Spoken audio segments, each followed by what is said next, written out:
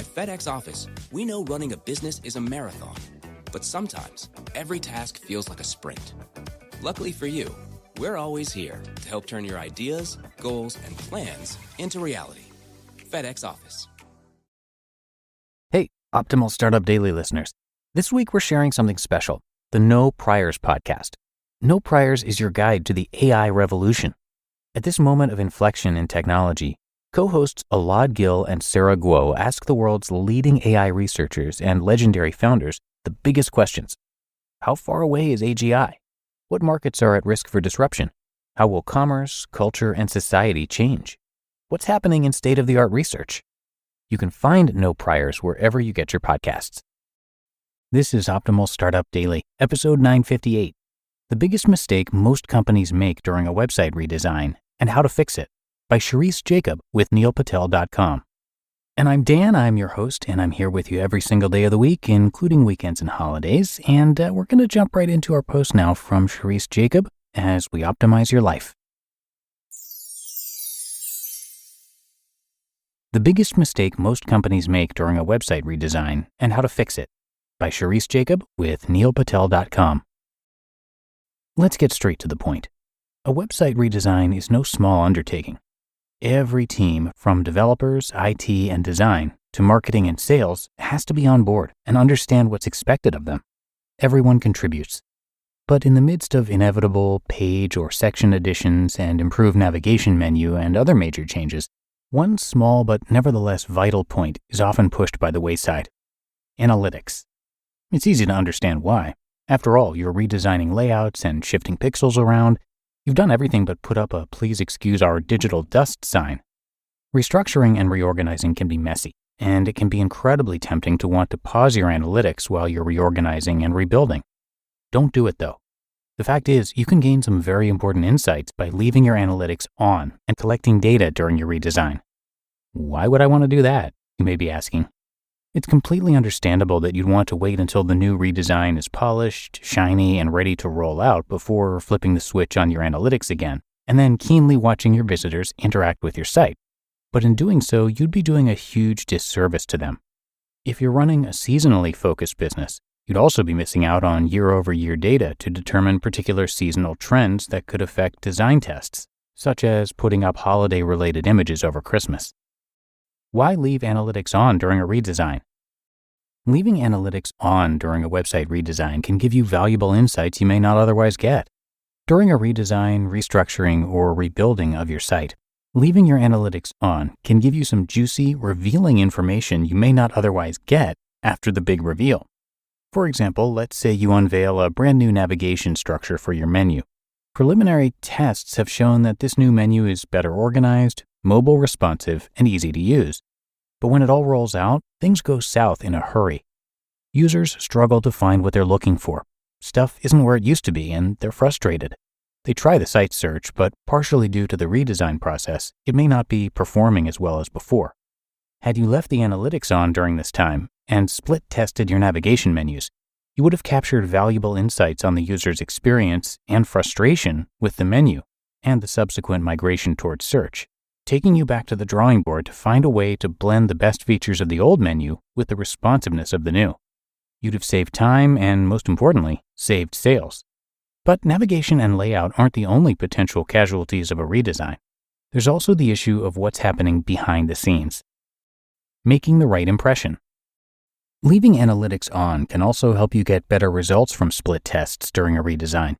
You may feel the temptation to shut off your analytics during a redesign because you want to make the right impression with your customers. After all, no one wants to see a half-baked website. But by split testing the traffic between old and new, you can again learn what's working and what isn't. You can use features like heat maps to see where traffic is dropping off and where the user's attention is primarily focused. And if it's not where you'd hoped, you can make adjustments on the fly. Remember that best practices seldom apply broadly to every product or industry. What works well even for your competition may absolutely crush your own conversion rate. Your analytics will give you the raw data that shows you how well a proposed design change works for you. Then you can tweak and refine it to improve it further. What to measure for best results? So, if you leave your analytics on, what exactly do you measure during the building and rollout phases of your redesign? Well, it's not much different than the key metrics you should be measuring ordinarily. 1. User engagement. How your users interact with your site. You'll want to focus on incremental conversion here, monitoring the click-through path step by step to see where customers may be dropping off in the process. Social media referrals may also affect the degree of engagement and interaction on your site. And 2, conversion rate. Many people know that the conversion rate is important, but they're not sure why. Essentially, the conversion rate is the number of people who take a specific action on your site that you want them to take, whether it's signing up for a subscription or proceeding to checkout. Your conversion rate is affected by many variables, but a redesign is one of the biggest overarching changes possible. It's entirely possible that your conversion rate could drop initially after a redesign, as customers and visitors alike get accustomed to the changes, but then rise slowly and steadily, showing that the changes you've made are indeed working as intended. What many people don't know about conversion rates is that you can specify various paths that consumers can take to get to the end result, and then judge those paths according to how much of an ROI they bring you. Ideally, you'd also get a view into the types of customers who are converting. Are they at a higher pricing plan or average spend, for example? In short, you can see what's working and what isn't, letting you concentrate your efforts on the stuff that works while trimming the stuff that doesn't. Over time, this leads to a better, laser-focused trail of what resonates with your target audience and keeps bringing them back. The bottom line is this. When it comes to analytics, leaving them on even during the midst of a website restructuring can provide unusual details, user behavior insights, or patterns that you may not ordinarily see.